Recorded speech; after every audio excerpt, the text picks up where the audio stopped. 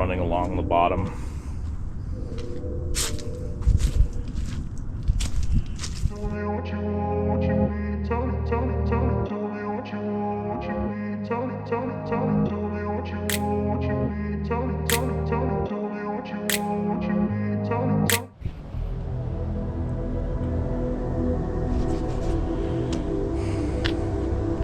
Well, this year I finally decided to take the plunge and replace out these relatively old Christmas lights.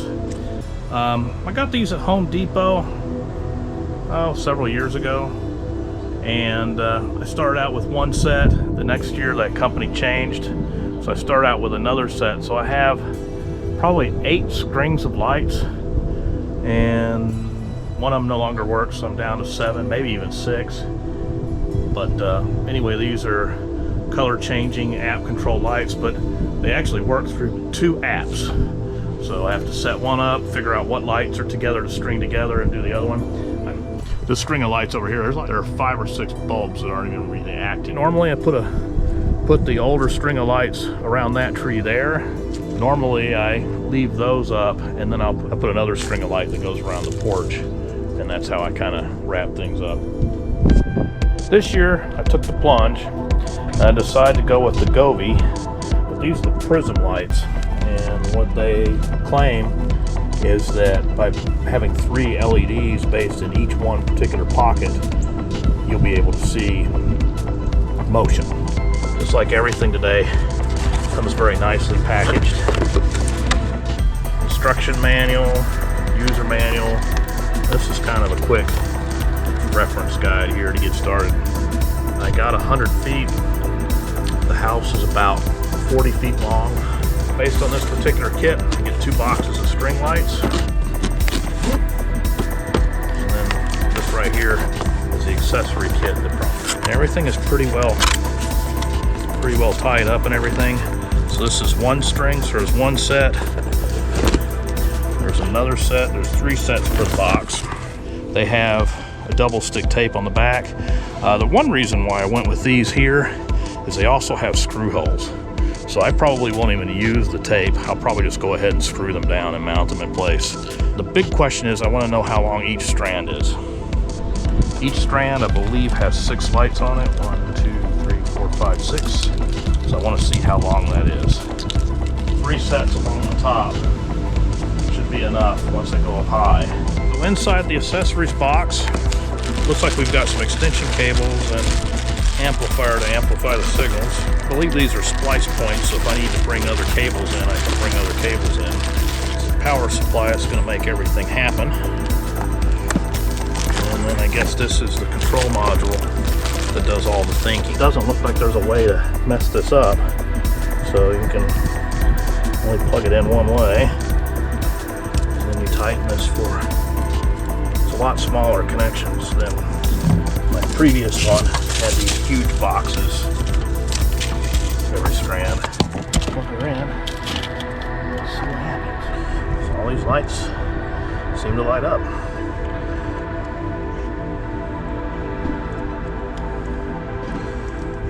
So the next step we want to do is we want to hook up all the other strands. And only time will tell to see how bright that is. I've installed the lights, and I'm happy with the view. They actually shine the light down on most of the lower section of the house.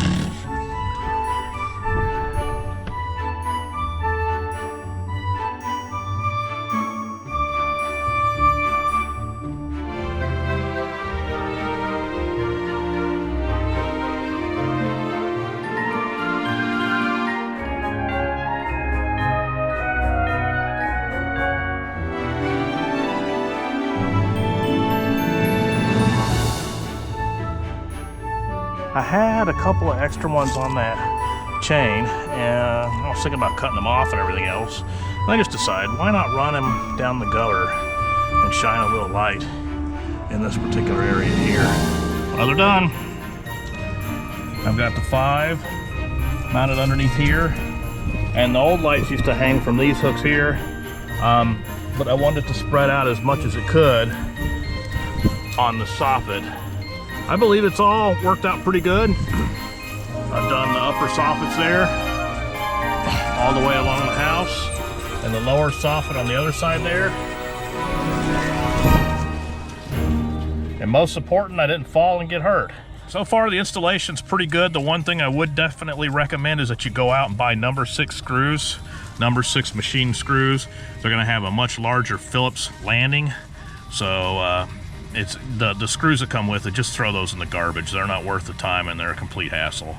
Especially when you're working on an extension ladder up a high above. You don't want to keep fumbling with screws. Well, good morning, everyone. When I'm recording this, it is the Saturday morning after Thanksgiving, and I took advantage of the Black Friday sales this year. The Govee outdoor spotlights. This comes in a 2-pack or 4-pack setting, and I got the 4-pack version. They were $169 2 days ago, and they were $118 yesterday. So I went ahead and bought them. I thought $169 was a little high, but the $118 I could definitely do. Now they sell the outdoor spotlights, and they also sell floodlights, and I could not decide between the floodlights and the spotlights. Now these are, of course, individually addressable, and they have both warm white and cool light LEDs, in addition to the color LED that's in them, so they can produce different tones. Well, and this is the kind of the most exciting one that I have. This one here has a light that shines up, a light that shines down, and then several small lights that are along the side. So you can do all kinds of dynamic patterns, have individual lights and everything else. And I thought, well, this is a real winner. So let me open up these 2 things, and depending on how the day goes, I might even get them installed. So let me start with the Govee outdoor spotlights. This is the box here. This is model H7094. It goes up to 700 lumens.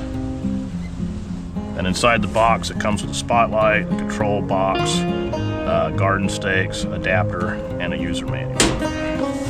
Journey begins now, a user guide. Well, we got 4 spotlights right here. Okay, so this must be the adapter. This doesn't look very water safe. Here you've got the stakes. It looks like they have hand screws, so you don't have to worry about carrying a controller here. Okay, I can mount this inside the house and then run this wire outside. And this right here is the length of the wire and the splitters to go to all four spotlights. So it looks like we've got all that we need here. And anyway, this is the Govee outdoor up-down wall light. It goes up to 1200 lumens of bright white, IP66 waterproof rated. It's controlled by the app. It comes with the wall light, a back plate, an accessory kit, a user manual, and a quick start guide. Where I'm going to install it, it could get wet, so I'm going to put some silicone around the top of it. I already have that. Same thing, user manual. For the installation, it says I'm going to need some silicone, pencil, screwdriver, probe to determine if electrical is in place, and a drill. I'm going to need a ladder. So this comes with the back plate that mounts to your box, and then I guess you have extra screws to help support it. I guess these are the tiny little screws that hold it in place. So coming into this, you have they call it a neutral wire. This is your neutral, and we call it hot. They call it a phase cable, which makes sense because it's a phase of a sine wave. So you've got a light down below, a light on the top. You've got several lights behind this plate on the side. This is fairly heavy, but it's made out of a thick plastic. It's pretty chilly here. Let me get things warmed up, and let's go ahead and install our spotlights. These spotlights along the side of the house here, and this is your power control wire. So I'll probably want to keep this inside. And then they give you a decent amount of cable to run to your outside, to your first outside connection point. I'm just going to go out here, look at the cable, and see if these junctions are going to be in a good place. First thing I do is I go ahead and I put together these lights before, and it is kind of cool to have a thumb screw. I've had other ones where you had to basically fumble with the screwdriver to put a screwdriver in there, pocket. And what I'm actually wearing here, and this has come into great use, is my wife bought me a small dog holder. We call this the kangaroo pouch. But yesterday when I was working up with the drill, put a drill in here, you can put screwdrivers in here, you can put screws in here, put a tool in here. Worked out real good. But anyway, for our smallest dog, I use that to carry the dog around. Put that in there, I have to drop it. And these I find a little loose, so just use an Allen bit to tighten it up just a little bit. Still allows flexibility, but it won't loosen up on you.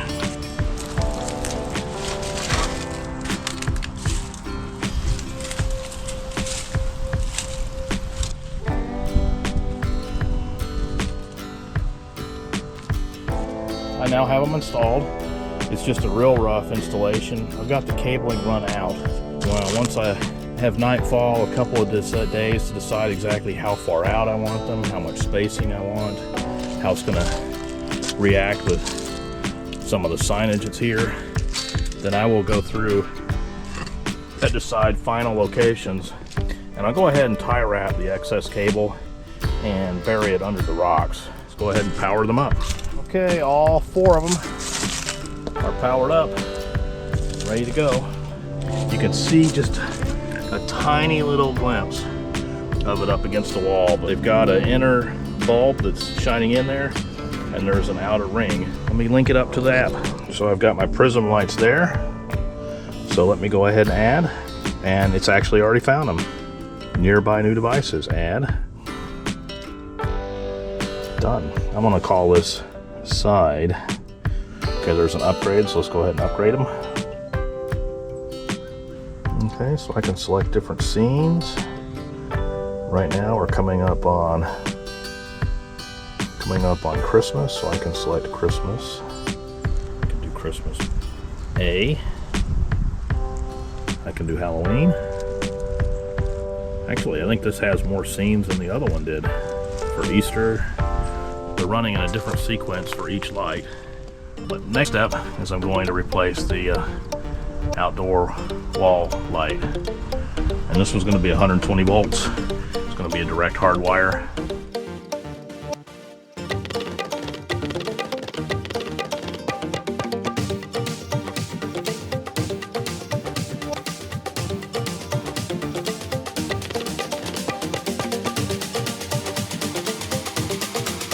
The initial stage of the lights are set up. We've got our nativity scene there.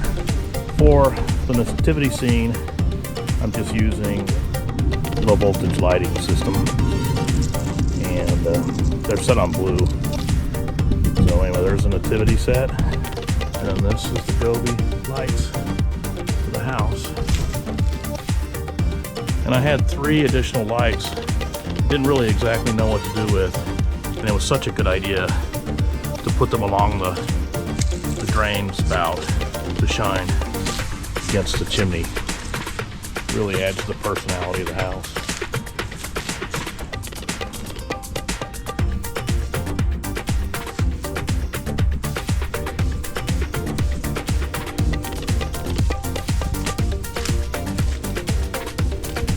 And for the additional lights, I ran them up along steps there. I'll come up across with some way of actually hiding the wires a little bit better. Running along the bottom, I've got the spotlights.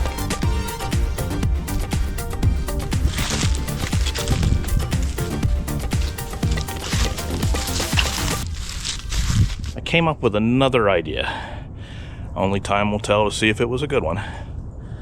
But we have this real tall tree here, and well, this thing was small when I planted it, but it's gotten big, and I decided that I wanted to do Christmas lights around. I'm using the lights I took off the side of the house, and they're pretty worn and old, but they're still functioning just fine.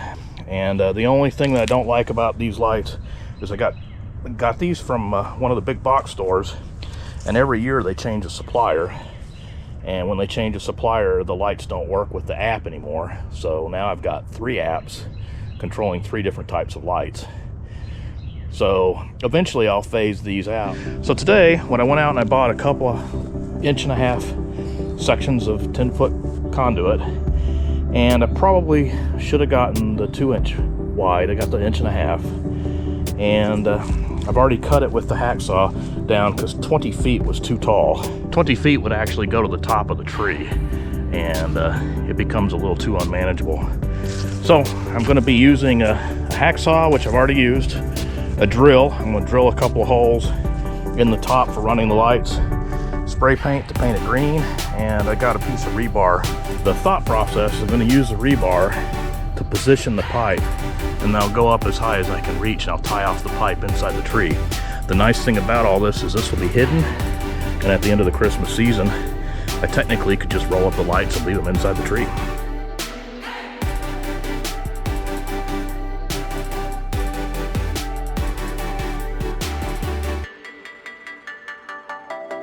So I took 2 sections of 10-foot pipe, I stuck them together, and I thought about going and getting a larger size pipe, but I stuck them together, and yeah, those stick pretty good, so I just decided I'm gonna keep with the same size. It would have been 20 foot tall. I think that's too high.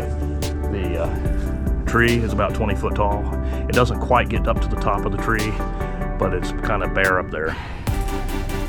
At the top, I drilled 4 holes at the top and near the top, and what those are going to do is they're going to hold the tie wrap.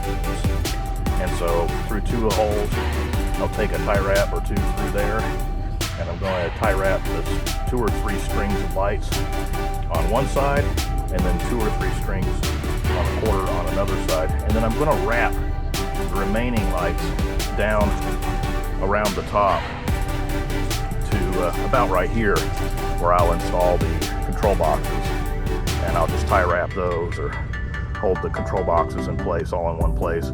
And that'll make it so that if I need to get up in there and basically unplug or plug, I can still reach that. And then this will go down to the bottom. At the bottom, I drilled a few holes down the bottom, and that allows drainage to occur. And the water will get in there, and I want to have it so it can drain out. Now, every once in a while, we'll get we'll get rain and freezing and stuff like that, but worst case scenario, the bottom cracks, and I can be repaired for the bottom. But I have 5 strands that are running by the same company using the same app. And I identified which 5 strands those were. And this strand right here and one that I've already taken over to that tree are of a different company and running a different app. So I'm going to put those lights together, and then these lights will all be together on this.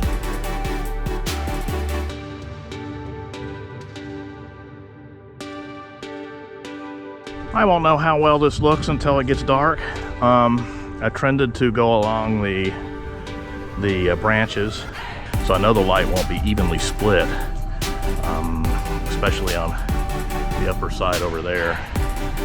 We will see how this looks in overnight tonight, and we're just using 4 strands, so there's only so much you can do. So now let's go back and check on the paint. I can probably paint the next section now. But anyway, we pushed the pipe up inside the tree. I hammered the rebar bend to the ground, picked the pipe up, set it on the rebar so it won't slide out, and then we just hung the string lights out, and we positioned them in the tree to form a Christmas tree.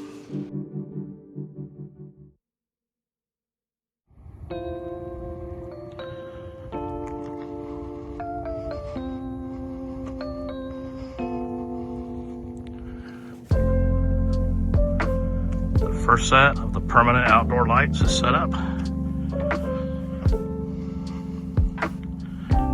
Even replaced the regular wall sconce light with a permanent Christmas tree light.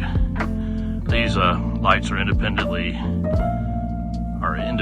addressed and can be changed for any holiday season, or just change to light up the house. I think I'm going to call it quits for the Christmas decorations.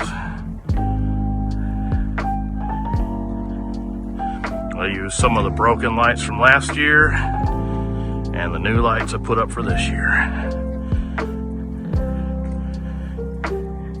Now the dogs are not that excited.